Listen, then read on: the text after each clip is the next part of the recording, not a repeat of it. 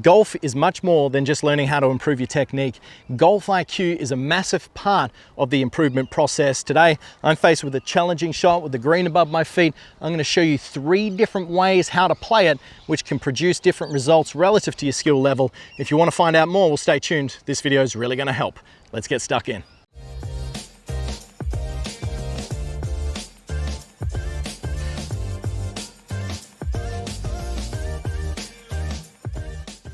Welcome back to the channel, guys. Kerrod Gray here, out on course today at Joondalup Resort, and I found myself in a very tricky situation. Undulating shot, green above my feet. I've got 3 different clubs here that I'm going to show you how to play a variety of shots to see which one suits the best. Now, most instruction videos are pertaining to technique. Today, we're not really going to talk too much about that. We're going to talk about the playability and understanding the different flights and rollouts of the golf ball relative to the shot that you're playing. Now, this one here, I see way too many amateur golfers. They tend to scuff the ball in this position, very one-dimensional, don't know how to change club and the effect of speed and loft on the golf ball. So I'm going to show you 3 different ways to do it so you can really upgrade the quality of your short game and help you shoot some lower scores as a result. Before we get stuck into today's content, please go down below, click subscribe, click that little bell so you get notified of all the great content coming your way.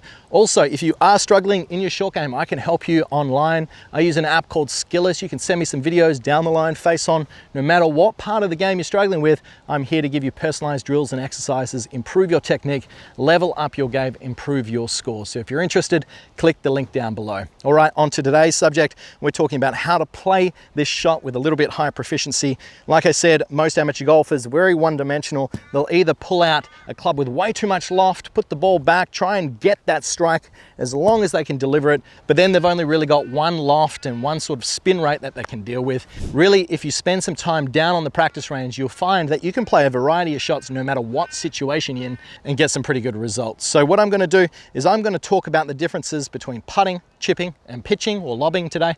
And the putt, well, that's obviously just going to run along the ground the entire way. The chip, we're going to get a little bit of loft and then it's going to run and scoot up. That's quite challenging to sort of manage when we're on an uphill shot. Doesn't mean to say that you can't do it. Let's call it a bump and run, bump into the bank. And then finally, a lofted club where we're going to lob it up. I've got a 54-degree wedge here. We're going to get that ball going high, landing soft, and stopping close to the pin. So the first one that we're going to do is a putt. Now, from this position here, what we're looking for is to ensure, worst possible miss, we get it up. So we need to have a long brushing stroke, really looking that we're not going to scuff the ground whatsoever. Now, this is a shot I would recommend for the higher handicappers out there. As a general rule of thumb, if you can't putt, then chip. Well, that would be the 7-iron. And then if you can't chip, then you pitch. The main reason being, the longer the swing, the more variables that can go wrong. Also, the amount of loft that you're using, it's just a little bit more challenging in that introductory level to try and manage your distance control and flight. At the end of the day, your worst putt is always going to be better than your worst lob shot. We just need to make sure we've got enough speed behind us here.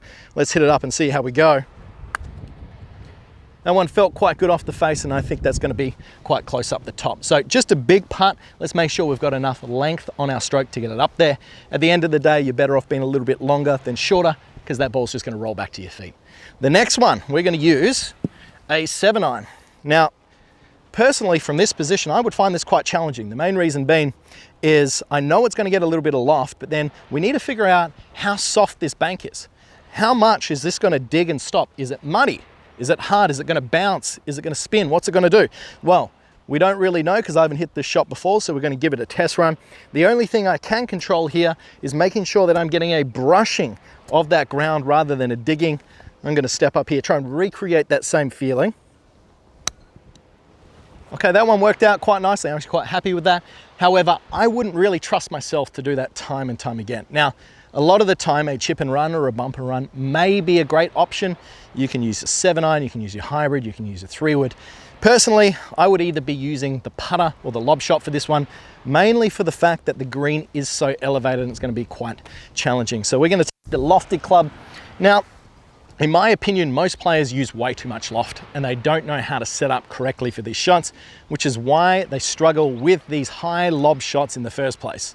Most players take way too much loft, create a swing which is way too big, and therefore just introduce errors which aren't really necessary for this type of shot. So what we're going to do here is I'm taking a 54-degree wedge. I'm taking probably a little bit less loft than what you would assume, but I'm gonna open that club face up slightly and I'm gonna feel a big, long, slow, brushing swing. I'm gonna get that head passing underneath the handle, and that's just gonna help it pop up. Now, the key here is to not get that club digging down into the ground. The ground here, well, we're quite fortunate, it kind of seems like it's somewhat hard, so the club's not gonna dig and get too muddy. That also is gonna play a huge role. If it is muddy, well, I would definitely be taking a putt in this situation. So I've got my 54-degree wedge, opening it up slightly. Let's get this nice high soft landing flight.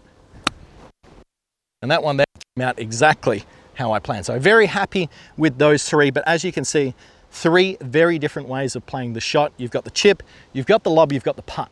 Now, the only way that you're going to figure out which of these is suited best for you is to spend some time down at the short game area. Far too many players just go to the range. They hit their bucket of balls and they go home. A great practice strategy, something that I really preach to a lot of players, is to do your putting and your chipping before the golf balls, before you spend all that time on the range.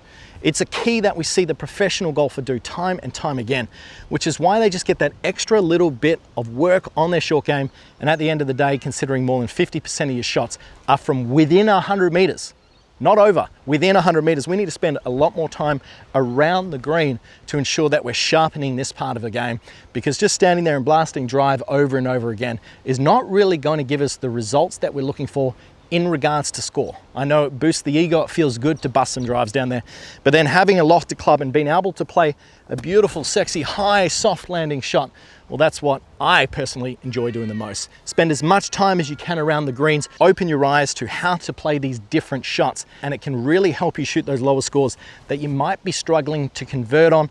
I personally really enjoy just changing clubs all the time. I'll do this in practice. I'll try and figure out a better way to do it. Can I come in more shallower, more steeper, open the face, close the face? Now, once again, this is not a technique video. This is just about improving your golf IQ, a better understanding of what shot to play, when to play it, and how to play it. It's something that the best golfers in the world do that nearly every recreational golfer can do a little bit better. So I hope you've enjoyed today's video. If you got any questions at all, please ask me below. But until next time, I'm Kerrod Gray. Thanks for watching.